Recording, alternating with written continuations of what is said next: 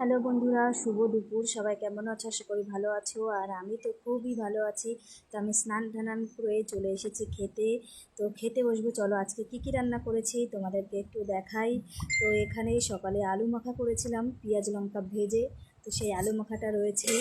আর এখানে আছে লাউ চিংড়ি, আজকে লাউ চিংড়ি করেছি।